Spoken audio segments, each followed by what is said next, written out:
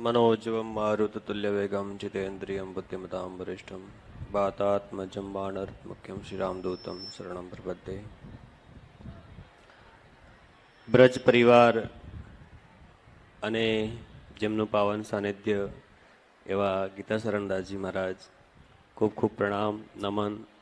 સમરસતાનું સુંદર ઉદાહરણ અને સમાજ માટે એક સુંદર સંદેશ, હિન્દુત્વનું કાર્ય અને ઘણું બધું કહી શકાય એવું આ દ્રશ્ય આજે જોવા મળી રહ્યું છે. એવા પાવન પ્રસંગમાં પૂજ્ય સંત ચરણનું સાનિધ્ય, સભી સંતોના ચરણોમાં કોટિશ દંડવત પ્રણામ.